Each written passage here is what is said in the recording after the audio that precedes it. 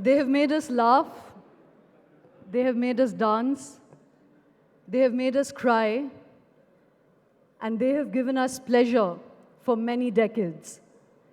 This is a family in the life of India that needs absolutely no introduction, no matter how cliched that phrase is. Please welcome, ladies and gentlemen, the Kapoors of Bollywood, speaking to Tarun Tejpal.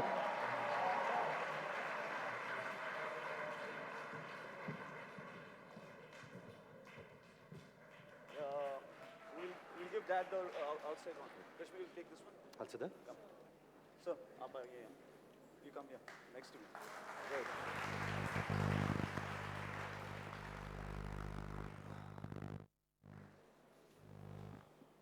कि अपने जवानी में मैं खतरनाक किस्म का handsome था। Come on, what's up with you guys, यार? Who cares कल क्या होगा? As long as we can have some fun.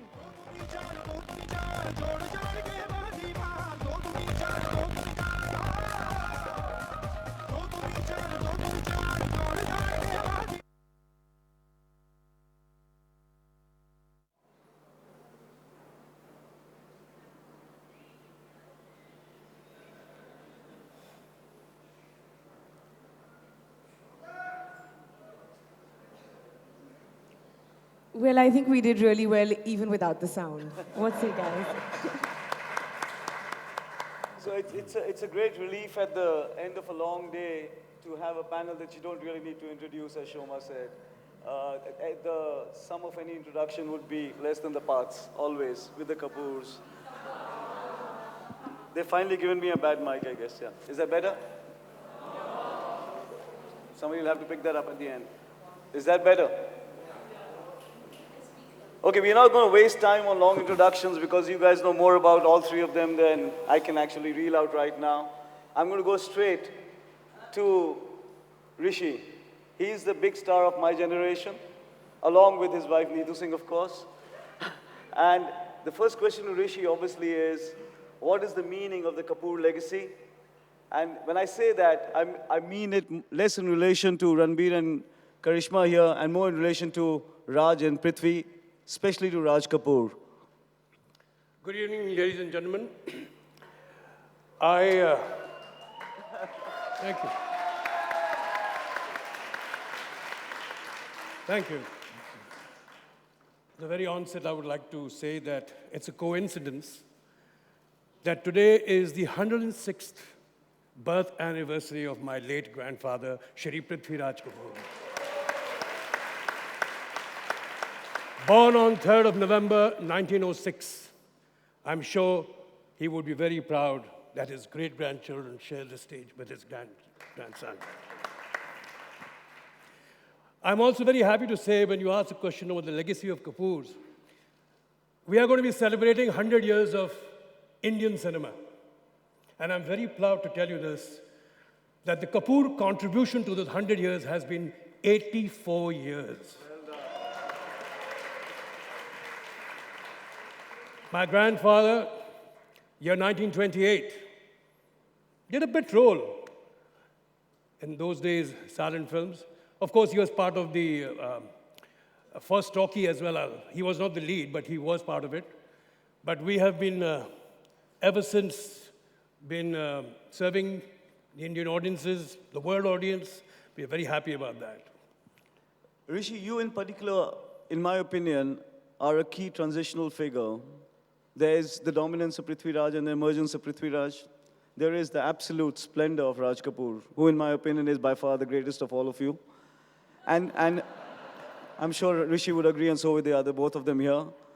We've all been shaped in some way or the other, even though we came half a generation later by Raj Kapoor cinema. And then there's your generation. Raj's generation has three stars. It has Raj Kapoor, it has Shami Kapoor, and it has Shashi. All three sons of Raj Kapoor end up as big stars. Then, in your generation, Ranbir Kapoor is there for some time, and then there isn't. You become a transitional figure in the sense that you do carry forward the legacy. It can often snap. We have, in all professions, all vocations, there are families whose legacies extend to two generations. It's very routine. And there's actually a whole economic theory on that. there's a first generation, a second, and it ends by the third generation. In that sense, you as the third generation somehow end up creating a very solid and splendid career for yourself, which still goes on. And I have to say, the last film of yours that I saw, you were absolutely outstanding in. You're very good for my morale, I tell you. It's exactly what I'm here for. This is that kind of session. But when you look at your own career, it's hugely reduced from the career of your father in a kind of way. Your father was a writer, virtually a composer, a director, and the actor. Did you never feel the need to do anything more than just be an actor? I'll go back a little.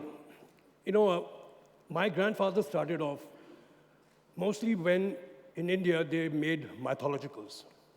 Way back in 30s, 40s, till about late the 30s.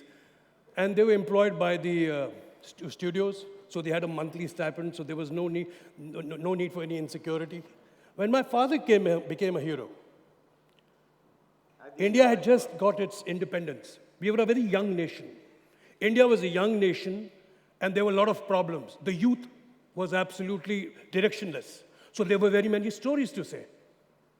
There were very many stories to say. The youth had a lot of problems. So thereby, there were stories where Raj Kapoor, Dilip Kumar, Dev Anand, Balraj Sahni, Ashok Kumar, mostly all of the actors of that period worked in a lot of stories. When I became an actor, believe you me, at any given point of time, my colleagues and myself had 3 to 4 films based only on lost and found. कि बच्चे beginning में बिछड़ जाते हैं और climax में गाना गाते हुए मिल जाते हैं. That used to be the story formula. Sorry, Javed Sahab, not for all, but mostly the cinema which I did.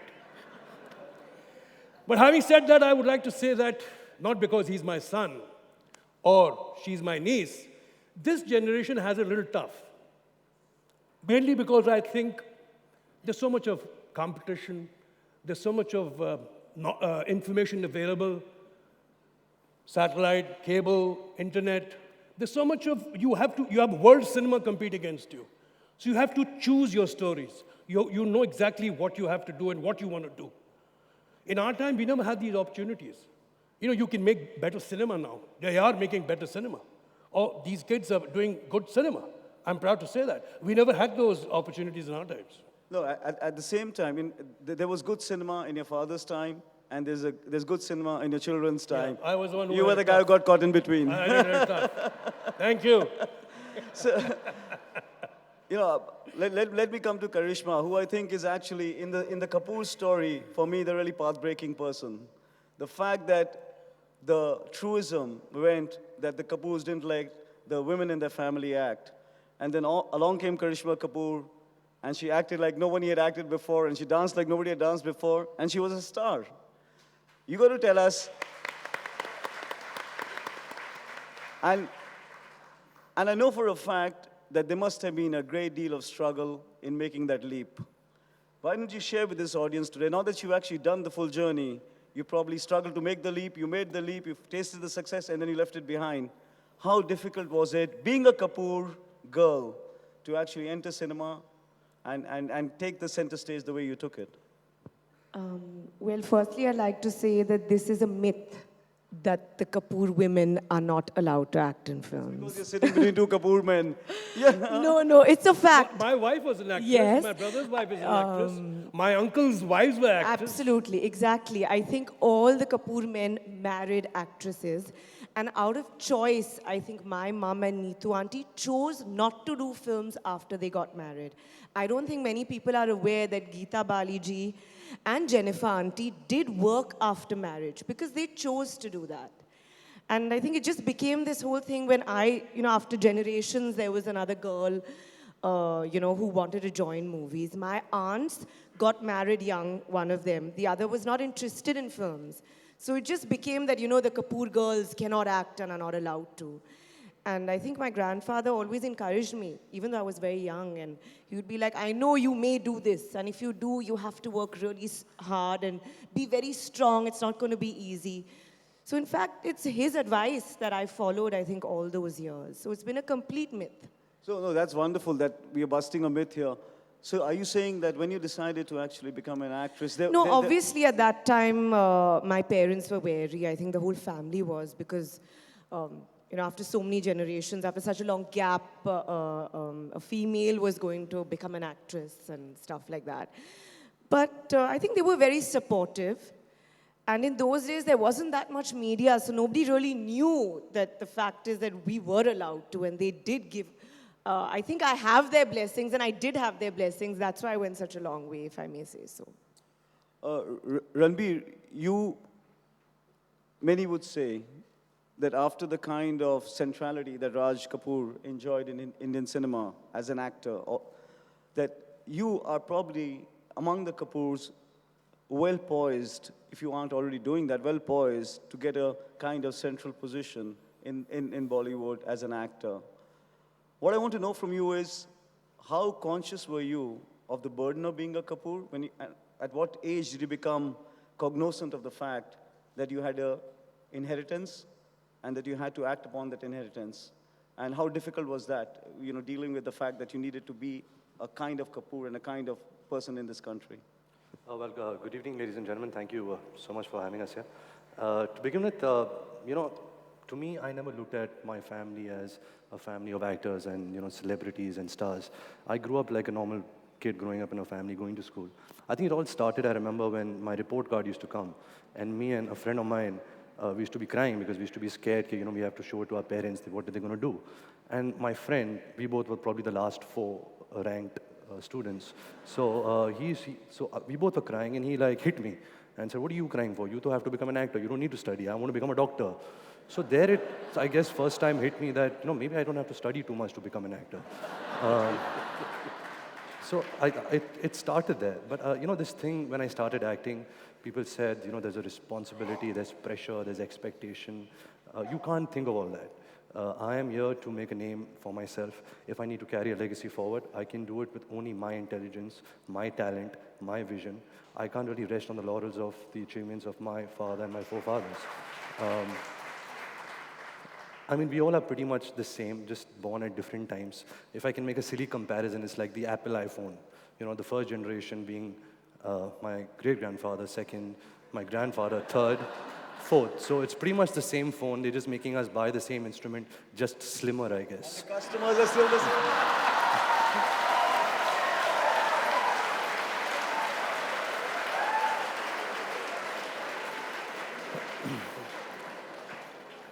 In your own family, Karisma, who's the favorite actor that you look to draw inspiration from within the family? Oh my God, I don't think I can name one. You've got to answer that, come on. No, but definitely I think my grandfather, I think he's the eternal inspiration. Definitely, then of course, Chintu uncle. And Kareena and Ranbir, I think Ranbir's choice in cinema, Kareena's choice today, they're very bold in their choices. I think they've done different things. And what's interesting to know is that when I worked, like Chintu uncle said, in those days there used to be lost and found. In my days it used to be kitne gaane, heroine ka kitne gaane, and am I in the climax? Or climax gana hai kya? So, from that, doing films like that and dancing, my way through, and, doing films like Fiza and Zubeda and Shakti and BV Number 1, films that were written for an actress. I think in that sense, I saw that growth. So I think it's been an incredible journey for all our entire family in different ways. Were you also terrible at school? Well, not as bad as maybe Ranbir. Definitely not. You notice I didn't ask you that, Rishi, because I know you were. What was that? Terrible in school. No, I was not terrible. I was just not a student, I was not there. I'll tell you a story. My father was casting Malayalam Joker. And one evening, we were having dinner over the table. My father asked my mother, Krishna, my mother's name is Krishna. Krishna, can I take Chintu to play the young Joker in Malayalam Joker? So my mother was flummoxed. She didn't know what to say. As long as, it doesn't interfere in studies, I think you should okay. Cut to me, andar mere patake phut rahe. I'm going to get a chance to act in a film. Anyway, but I'm very cool about the whole thing. So I just excuse myself. I go to my bedroom. I've heard that. I'd sit on my desk, very calmly, open the drawer, take out a foolscap sheet, and I immediately started practicing my autograph. So that's the student for you. So that's the student for you. Well, I think, in a certain way, I think literally acting is in our blood.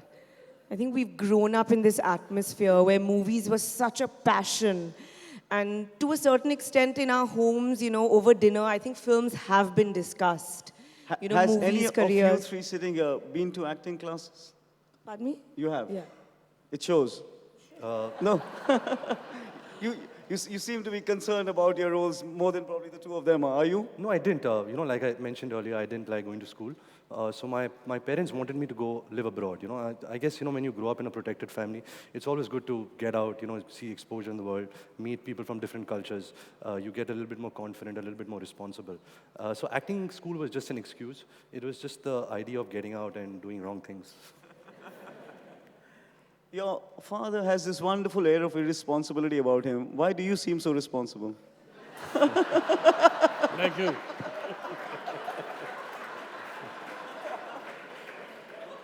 Well, I guess because he's sitting out here. It's the father effect. You're making him conscious. He's behaving himself. Were you like that? With your... एक दोस्त ने मुझे अच्छी बात बोली कि आजकल बेटे पैदा नहीं होते हैं, बाप पैदा होते हैं. बाप है सब. I think today's generation is very responsible.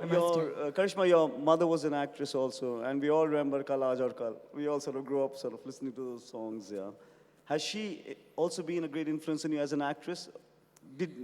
Well, I think generally she's been a great influence to me. I think my family values, my upbringing, whatever, I think is a lot got to do with her. So it's not only acting, I think it's generally the way we were brought up. I'm trying to get here at something, Rishi, and you've got to help me get here at this. There is a clear diminution of the role that all of you play in cinema after Raj Kapoor.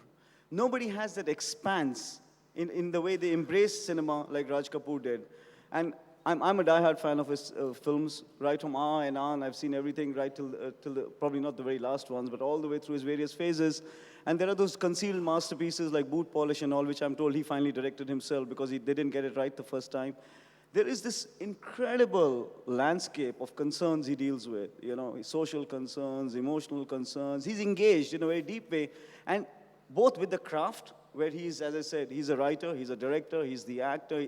I know he was a fantastic virtual composer himself. He used to sit on the songs. And he's got engaged with the outside world, because many of the films he makes, Tisri Kasam, Phaneshwarat Renu's short story, he's making all this. But one doesn't see that with any of you. Is there a loss there that none of you have actually extended that legacy of Raj Kapoor's? See, what you're talking about is, yes, absolutely correct. You're talking about Raj Kapoor, the filmmaker. Unfortunately, none of us have been able to match, because we weren't, I did direct one film, but we didn't make film. I'm very hopeful that one day his grandson Ranbir will take up the mantle, probably she would take up the mantle. But yes, Raj Kapoor was an enigma, he was one of its kind. So obviously you were right. We could not match up to Raj Kapoor, but we are in our own way as actors trying to inch ahead, trying to take the Kapoor dynasty till wherever and whenever we can. So, can I indulge myself, since I've got all three of you here, and ask you to just tell me, you first of all, what's your greatest memories of your father as a filmmaker? Your personal memories of him. There are several, I'll tell you one which I do remember, which is there in my so-called biography that will be written. I did tell Javed Saab this, that when he was directing me in Prem Rog, I've done 3 films with Raj Kapoor. Mera Naam Joker, Bobby, and Prem Rog, which is the highest after Nargis Ji, because she also probably worked in 4 films, I did 3. I was working in Prem Rog, and he was directing me. And there was this scene where I'm supposed to be looking like a, hurt lover. And I just couldn't get it right. And he used to tell me, Chantu, mujhe Yusuf chahiye, Yusuf in your looks. Now, Yusuf is Dilip Kumar, his immediate contemporary. He used to tell the director Raj Kapoor was talking about, he was complimenting Dilip Kumar. I want Dilip Kumar's look in your eyes. I want that. So I said, wow, what a thing to say. You know, he was complimenting his colleague. So I do remember that incident has stayed with me. Was he, because he was so obsessed with cinema, I mean, he's truly iconic. He's very passionate about cinema. Very, very passionate. Was he a very missing father for you? Sorry? Was he missing as a father most of the time? See, I didn't have a relationship calling him Papa, Daddy, Bauji, or anything on the sets. I used to call him Sahab because everybody used to call him Sahab. Likewise, when I work in films, I have all kids now working with me, so they want to address me as uncle. I said, no uncle business. It's got to be Rishi, Chintu, Chintuji, Rishi, but no uncle. So I didn't call my father, you know, that way, so we called him Sahab. So that way, I was just like father and son relationship. We were probably at home. That's how Ranbir probably says so also. I didn't have a friendly father and son relationship. That's why probably I don't have a friendly family, a father and son relationship with him. I mean, we love each other. There is this bonding, but perhaps somewhere there that is missing, and I don't know why. When you need some acting tips, Ranbir, do you talk to your father or your mother? You know, to be honest, I'm really embarrassed about my mother's movies. I don't like her romancing other heroes except him. So I have to say that the great blockbuster of my school years was a film called Khel Khel Mein, yes. which I think is still an incredible film, the best of its kind, yeah. And they were both terrific in it. Right. So that one you're allowed to watch. Yeah, I mean, every film that she's done with him, I wouldn't mind, but, you know, other heroes, there's a lot of hatred in me then. But coming back to, yes, he is my favorite actor, not just because he's my father. Yeah, and he's still staying with me, you know, that's why he says that. And he's sitting on the stage, but to be honest, it's all subconscious, I guess. You know, there is never, you know, a problem I've had on set or while reading a script or thinking at home that I could go to him and say, you know, Papa, can you help me with this? You know, one thing that my parents have done is that they've never interfered in my work or never tried to, you know, push moralistic values or anything in life. Do you also. discuss your films on the dining table at home? Never. We never bring work home. At the same time, we're always talking about movies. But never like posing problems or posing achievements and stuff like that. You discuss a script with them when you're at home? With my mother, because I feel that a woman's instinct is the best instinct. He's got it all taped up, boss. I have no say in his creatives. And mostly people who know me, they all know about it. So all his choices are his. Scripts are his and girls are his. Yeah. Carry on, you were telling us about. So never have gone to him for any tips, but I'm sure that, you know, if I have a problem, I can always depend on that gene. If I'm not wrong, and I could be, I'm just trying to recall whether I read it somewhere many years ago, that you said you got more and more, going to come back to your grandfather, obsessed with his films as you got into your teens, and you had posters of him up in your rooms, and you were trying to kind of imbibe a lot of what his work was about. Is that true? Yes, absolutely. And not just his, you know, also Mr. Mehboob Khan, Mr. Bimal Roy, Guru Dutt. I guess my father mentioned this to me before I became an actor, is that if you're getting into the film industry, you have to really know where it all started from. You know, you can't really watch foreign movies and Hollywood films and just become an Indian film actor. So I guess I sat home for like 2 years, watched every Hindi movie that was made, 50s onwards, and I guess that's where my bearings started. That's where I really got rooted in Indian cinema, and that's where really, you know, the passion and the love started. So again, the same question. So what's your favorite Kapoor film? What's the favorite Kapoor film? Well, for me, it would be Kala Jorkal because my entire family is in it. Mother, father, grandfather, great-grandfather. Chacha was assistant. Okay, I was Chacha's assistant. assistant. So it's a family film, so definitely. For you, Ranbir? Mine would be Sri Charsobis. I think Mr. Raj Kapoor's greatest quality was that he could sell a smile. And I think in times like those and times like today, I think that's the best thing to sell to an audience. The question that I posed to your dad, I now pose to you. Why do you think, in a real sense, nobody has been able to be as expansive and embracing as Raj Kapoor was? Like I said, now I'm talking to 3 actors. None of you are concerned with the business of filmmaking beyond acting. Why has this kind of shrinkage taken place? Well, I disagree with you. I guess we have a disadvantage because we already have a benchmark there. He didn't have a benchmark before him. He became a filmmaker at 21. So I guess, I mean, I have aspirations to make movies. Of course, I know I won't be able to reach where he, you know, what all he has achieved. But I mean, I also want to say that don't discourage me. You know, maybe one day I can reach that. Karishma, you've now moved away from cinema and now it seems you're making a slow comeback. Tell us a little bit about this planned comeback. Well, honestly, like I've always said, I think this word is highly overrated and very unfair to actors, especially female actors. I mean, I think when anyone in the office, your secretary is, has a baby and comes back, you don't say, oh, she's making a comeback to the office. She's arriving. She's back. Let's see what she's going to do now.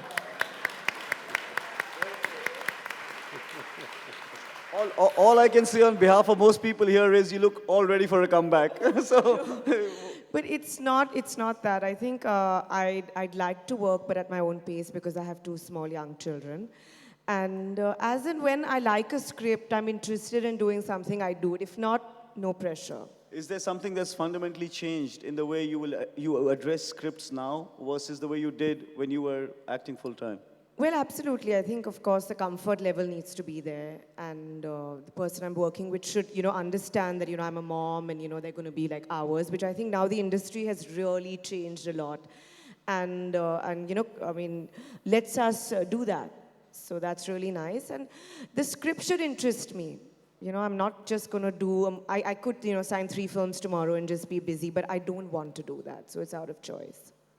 And what's the next movie you've signed on? Is there a movie? Well, next year, not this year. I'm reading scripts. I'm going to decide something next year. Ranbir, the recent film you did was a film called Barfi. It got a fair amount of critical acclaim.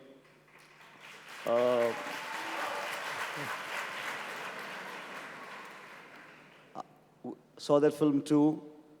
I'm not too sure how good the film was. You were very good in it. What was it about that film that you chose that? Because you've always obviously put in a great deal of effort into essaying that role. It meant inhabiting a kind of character for over a long period of time. Why did you choose a film like that? So I can't really, pinpoint one reason why I chose that. I always believe that we actors get too much of credit when a film does well. We say, oh, what a choice he made and what an intelligent person he is. Okay, let me rephrase that. How do you choose a script? Because there is already this buzz that you choose your scripts well among most actors, that you're already very, very conscious of the way you pick your scripts. It's not like your dad was saying, we just had 2.5 storylines and we kept picking them because there was no choice. We picked one and then we picked 2 and then we picked 1 again. How do you pick your scripts? I think it's instinct. And where I am concerned, I mean, I've done 9 films now. I have 9 releases. What's really worked for me is when I pick a person. I think when a person has something to say, it's far more greater when you just have a good, some good English on a piece of paper. So I've been really lucky because I've worked with wonderful directors, wonderful cameramen, wonderful cast and crew. And I think that's really instrumental in an actor's growth. So I think choosing people is far greater than choosing a script. Were you not a Kapoor, how difficult do you think it would have been for you to arrive where you arrived today? Well, yes, since the time I started, I've always heard this, okay, I've been born with a silver spoon in my mouth. So I guess, you have 2 options. You either, hold your mouth really tight so the spoon doesn't come out, or you quickly learn how to eat with your hands. I thought about this before starting out. I knew that my first film would be, I would get it far easier than somebody who's not from a film family. But after that, I guess you have to, be intelligent, you have to make smart choices. And I think 90% of it depends on luck. So I've been really lucky so far. I want to add something to that. Like everyone thinks it's very easy, for a star child to enter movies. Yes, maybe to enter and get a break. But after that, really not, because there is so much expectation. From a regular newcomer, the audience will be like, not bad, yeah? Like, he's dancing so well, acting so well. But I think with me or Ranbir or Kareena or any star child out there, there's always a lot of added pressure because of your parents and family. So tell us a little bit about your early days when you made your first few films. What was the kind of, what were you up against in terms of fulfilling both your own expectations and that of being a Kapoor? Well, honestly, I think, it was quite tough, because in those days, like, a lot of people were not very accepting, even though the movie did really well. But it was like, oh, she's come into the films, how's it going to be, and, stuff like that. So it was a tough ride. But I was ready for that, and I was prepared for that. And that's what I wanted to do. I wanted to act more for anything else. It was purely for the love of acting. I think that's the thing that we all have, that we just love to act. So, and I was ready for it. So, Do you think your dad is a better actor or your chacha? how can I answer that? But genuinely, You're honestly, embarrassing guy, definitely. You're meant to be kind to Chintu him. You're meant to uncle, I say, have yes, to he admit. is. Rishi, you've been taking on some really meaty roles recently. Let me answer you this question again. Hang on, we'll come to that. I'll tell you what. I'll use the word star, though I hate the word star. I became an actor star or star actor by default. I'll tell you why by default. Raj Kapoor was nursing the wounds of the failure of Mera Naam Joker, so he had to make a successful film. Our studio was, everything was mortgage and everything. We had to have a successful film to get out of it. Until that point of time, Raj Kapoor didn't even have a roof over his wife and his children. We didn't have a house also of our own till that time. So at that point of time, any star would do anything to work with Raj Kapoor as a director. But he chose to make a film which he was inspired by the comics he used to take from me. He used to share the Archie comics from me and read them. And he was inspired to make a young love story. And he made Bobby. And Bobby was a story which introduced two newcomers, Dimple and myself. And actually, Dimple, who was the one who actually played the title role. I just happened to be in the film. I became a star by default. She got married, she left the industry. I took all the benefit.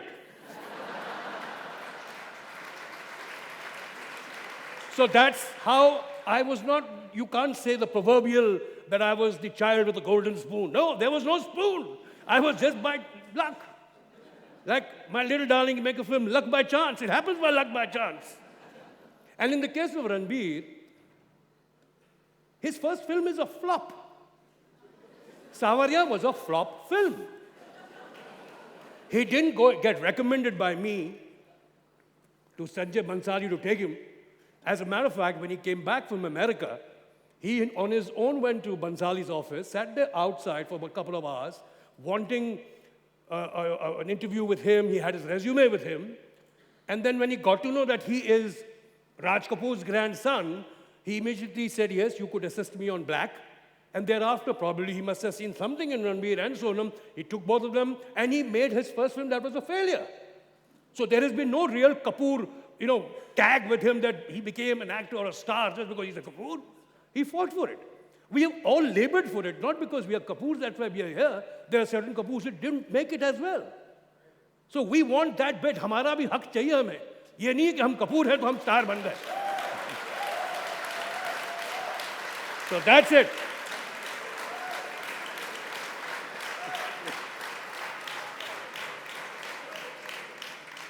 That you reminded me of an important question. Why did you make such an awful choice as Sawariya as your first film? He didn't have an option. He didn't have an option. Well, I believed in the film. I assisted Mr. Bansali in a film called Black. So somewhere he became my godfather, even though I didn't need one. So I believed in what he was making, and I still stand by it, even though it didn't work at the box office. Back to you, Rishi. I was going to ask you. You started taking on these meteor roles. Now you did Agnipath, where you played this incredible character. That was fantastic. That was very good.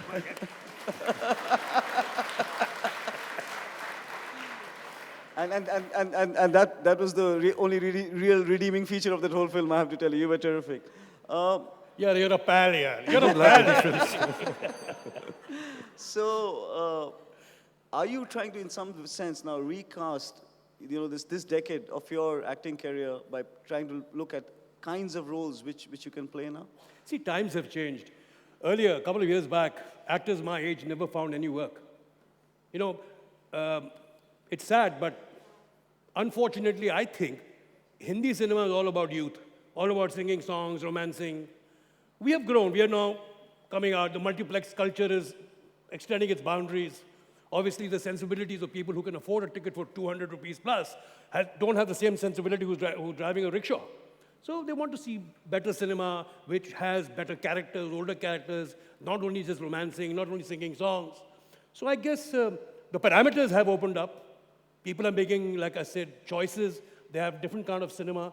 So that's how I'm getting these kind of roles. It's not that suddenly they fell in my lap. It just happened and I'm lucky to get them. We're running out of time. I'm going to ask each of you this question. Do you believe, as many people do, that actually Indian cinema in many ways has regressed in terms of its content since the 1950s? See, like I said... No, let me finish. That it is in many ways an infantile cinema. You yourself just said, there's a kind of thing Indian cinema demands. It demands song and dance. She said that, you said that. It has 2.5 stories. You run around the same 2.5 stories.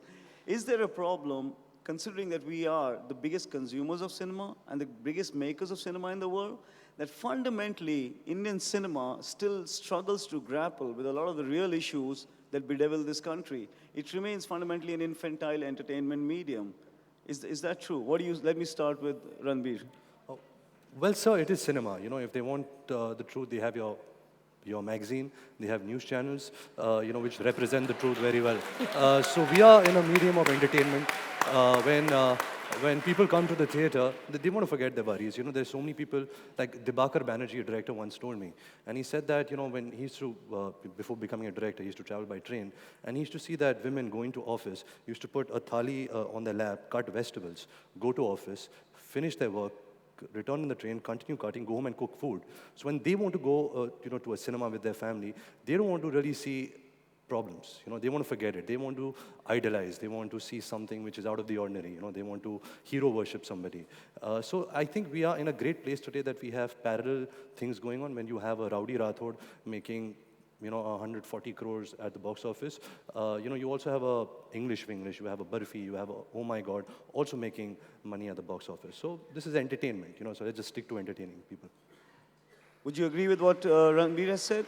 In terms of, I'm again going to posit it as versus Western cinema, which has very refined engagements with a whole score of issues. And every year, 20 films will come out of the West, which have far deeper engagements and which seek much more out of their audiences than we seem to seek. And I'm saying, are we trapped in a kind of cycle where cinema continues to cater to a very infantile kind of sentiment? Well, I agree with Ranbir that, the audience is going through so much that when they go to the theater, they want to get entertained.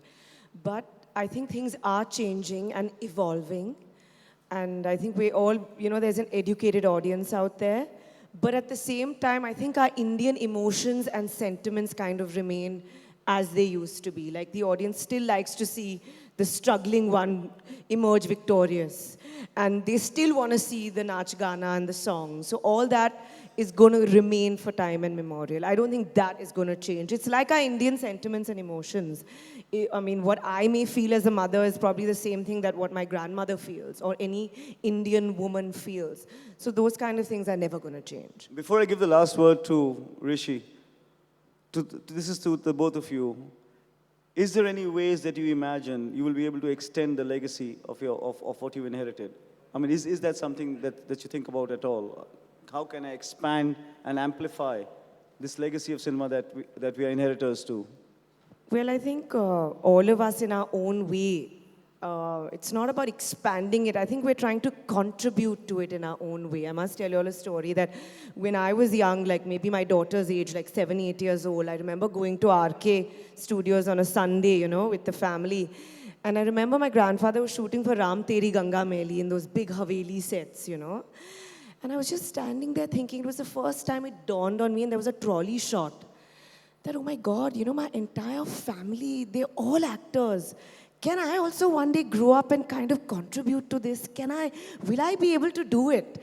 So I remember, I think so, in our own way, we're trying to just add something to it, Fair enough. Yeah. Ranbir? Well, I think the best way is not to be conscious about it. Yes, you have a responsibility and you carry on with your life with a certain amount of dignity and responsibility. But I am here for myself. If I work for myself, if I try and make my own choices without being conscious about what my family's done and trying and being oversensitive, will my father approve of this or will my grandfather, will say shame on you from, up there. If I just do things that I believe in, I think I will contribute. So I guess you just have to be selfish, intelligent, greedy, and hardworking. Rishi, so be the great entertainer you are and sum up for this audience what the Kapoors are and mean to India. Well, thank you very much for patiently listening to us. We are a bunch of clowns, but we really have a heart beating for you guys. Thank And you, you can hear the everyone. bell ringing. Thank you, Rishi. Thank you, Karisma. Thank you. Thank you, Ranbir. Let's give them a sign. Thank you. We have one session to go. Just hold it. Don't leave yet. There's one last session to go. And thank you to all three of you. Thank you for being here. Thank you. Great show. Thanks, sir. Thanks, Ranbir. You were terrific. Great.